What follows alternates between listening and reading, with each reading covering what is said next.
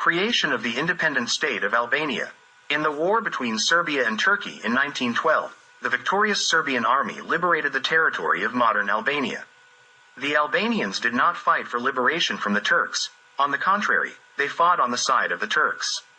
The major European powers at the time, especially Austria-Hungary, did not want Serbia to gain access to the sea. In pursuit of this goal, they decided to create an independent state of Albania. The establishment of an independent state of Albania on Serbian territory was preceded by many actions by the major European powers, especially Austria-Hungary and Italy.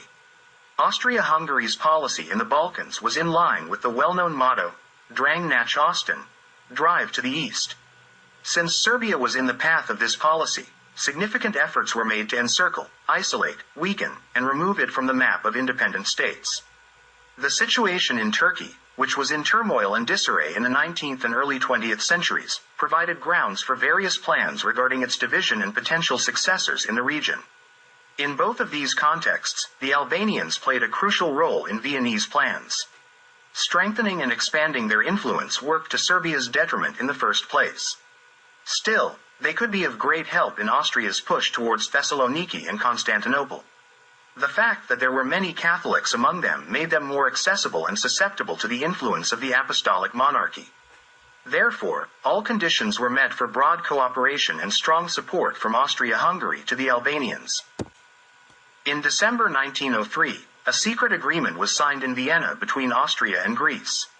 According to this agreement, Austria recognizes Greek influence up to the Shkumbin River, below Durrës, which includes the Ioannina Ville and a part of the Bitola Ville, where the right of the Greek nation is recognized. Greece recognizes Austrian influence in the Scutari Ville and in the entire Macedonia region up to Thessaloniki. Source: page 11, Article 145. The dual monarchy, Austria-Hungary, had a serious competitor in Italy when it came to exerting influence over the Albanians because Italy hoped to expand and consolidate its position in the region through them. This race between Vienna and Rome to manipulate the Albanians primarily worked to the detriment of Serbia. Vienna presented itself to Albanian leaders as a protector against the Slavic invasion and the Russian threat. On the other hand, Italian interest in Albania was based on the belief that with its population, excessive demands from the Slavs in the Balkans could be curtailed, and the advance of Austria-Hungary through the Novi Pazar Sanjak towards Kosovo, Macedonia, and Thessaloniki could be stopped.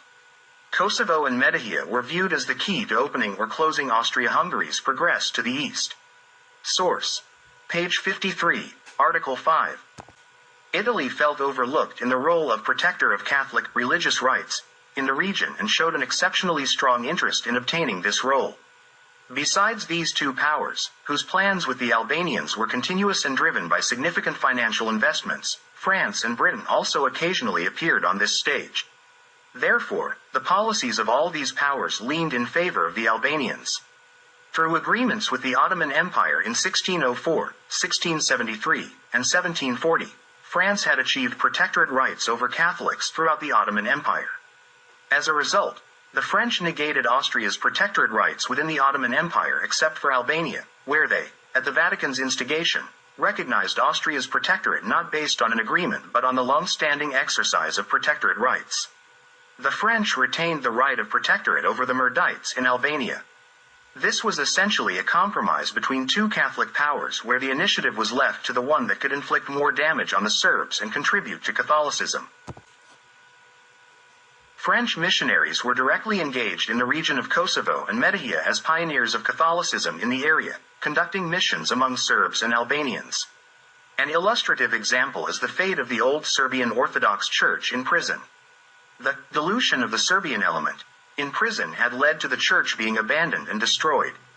This state of affairs was immediately exploited by a French missionary who, in 1856, with the help of local Albanian Catholics, Miko Selmiku, Kolkalaku, ex-Koleci, and others, by bribing Turkish authorities, took possession of the land where the semi-ruined Serbian church stood.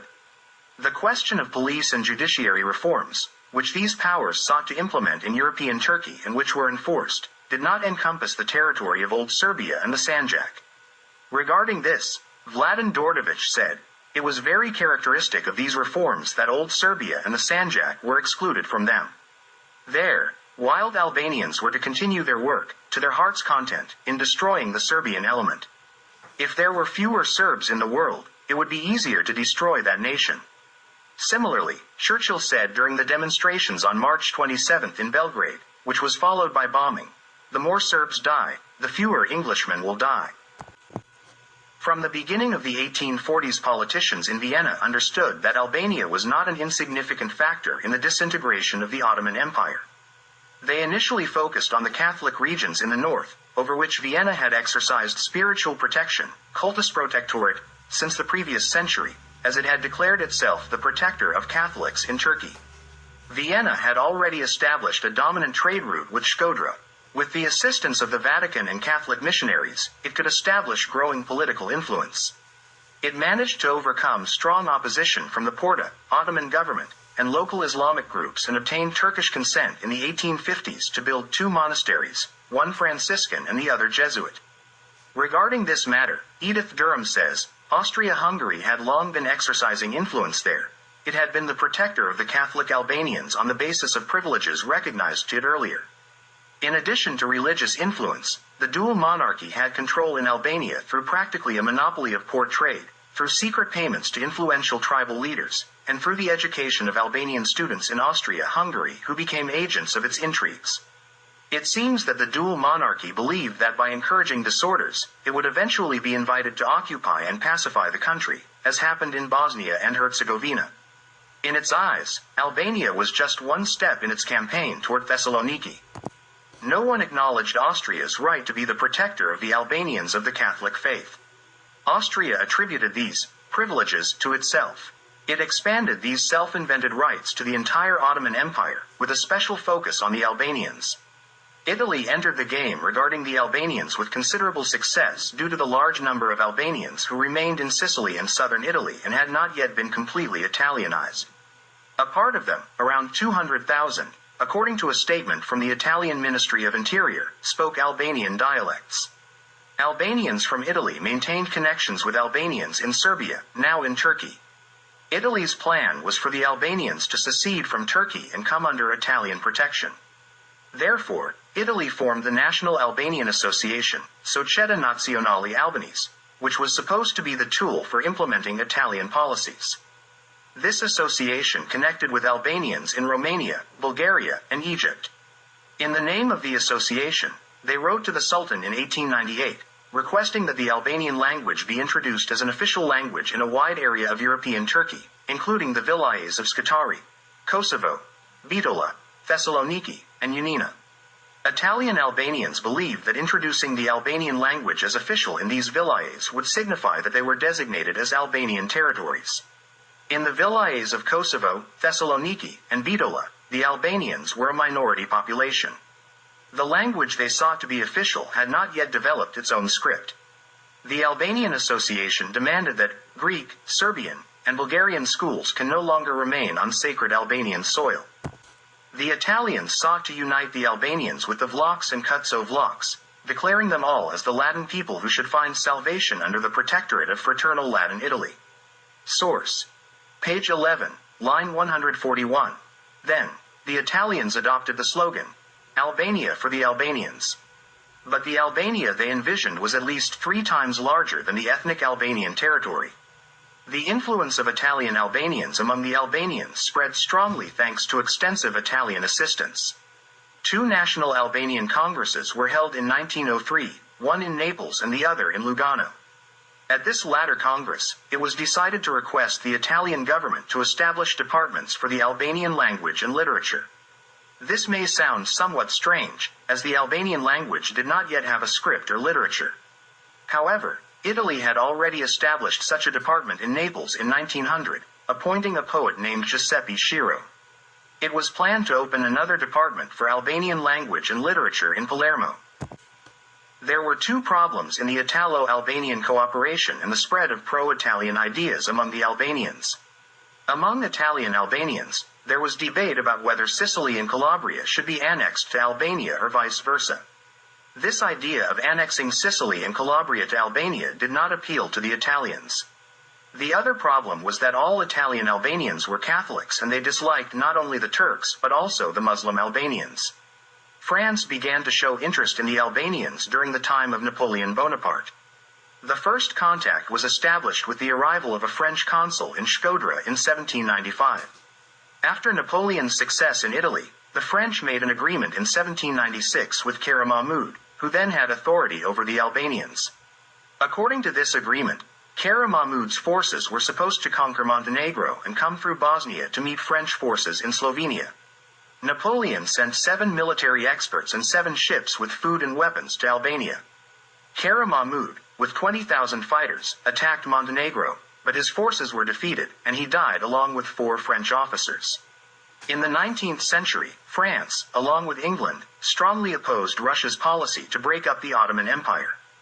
The French consulate in Shkodra advised the Albanians not to take any action against the Porte while simultaneously working to expand French influence among the Catholic population in the Meridita region.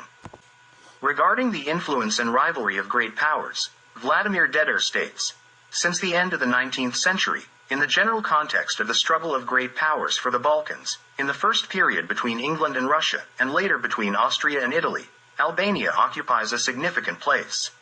After the Russo-Turkish War of 1877, Russia, in creating Greater Bulgaria at the San Stefano Conference on March 21, 1878, included within Bulgarian borders, except for Pirot, Vranja, a part of Leskovic, and a part of Niš district, all of Pirin, Vardar, and Aegean Macedonia, as well as a good part of southern Albania. At the Berlin Congress, Germany and Austria, with the support of England, curbed these demands of Russia, and Albania remained within the boundaries of the Ottoman Empire. True, on the eve of the Berlin Congress, England was even willing to cede Albania to Italy, just to prevent it from falling into the hands of Russia. This move by England was not aimed only against Russia but also against Austria. By handing over Albania to Italy, England hoped to maintain a balance between Austria and Italy in the Adriatic Sea and to sharpen relations between them. Later, when the Triple Alliance was formed, as well as when renewing the secret agreement between Germany, Austria, and Italy, the question of Albania was always discussed due to Austrian and Italian conflicts over who would control the Albanian coast.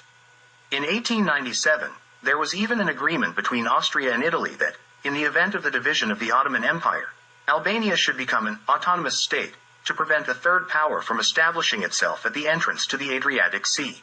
After the Treaty of San Stefano, the great powers persuaded the Albanians to convene a gathering in prison on June 10, 1878, and form a league to defend the rights of the Albanian people. In prison, there were also representatives of Muslims from Bosnia and the Sanjak who were willing to fight alongside the Albanians against the separation of their provinces from Turkish rule. Regarding the formation of the Prison League, Stavros Skendi says, thus was founded and later named the Albanian League, or Prison League. All delegates in prison were in favor of preserving the Sultan's sovereignty over Albania as a guarantee against the division of the territory, which was threatened by the upcoming Berlin Congress, and since it was inhabited by Muslims, the assembly took on the appearance of an Islamic league. While at the gathering in prison, discussions were held regarding the actions to be adopted. 2 currents emerge. On one side were the pashas, beys, and the Islamic clergy whose stance was determined by the Porte. They insisted that the League should primarily be an Islamic organization that would represent Muslims from Albania and the Helm states to maintain the integrity of the Turkish Empire. The second, less important current was composed of Austrian agents who posed as Albanian nationalists, and their goal at this gathering was to send a memorandum to the Berlin Congress against the Treaty of San Stefano. When the Austrian current became influential after the formation of the League, the Porte sent troops to disband the League and scatter its participants. Undoubtedly, the main reason for the Western powers to create an independent state of Albania was to prevent Serbia from gaining access to the sea. This can be seen from the information provided by Stavros Skendi, who says, less than a week after the opening of the Berlin Congress, on June 18, 1878, a memorandum was sent from Shkodra on behalf of all Albanians to Lord Beaconsfield, the head of the British delegation at the Congress. One may wonder why the memorandum was sent to the British Prime Minister and not to Bismarck or Andrassy. The reason is evident in the document itself. More than any other power, England was interested in preventing the substitution of the Turkish Empire with a clumsy administration, and considered it vital to hinder Slavic advances toward the Adriatic. Another reason was the decisive stance of Austria-Hungary regarding its interests in Albania, which it wanted to have under its protectorate. There was also the desire to prevent the expansion and strengthening of Serbia. The Vatican had its plans for the Catholicization of the Albanians and their use in suppressing the Serbs.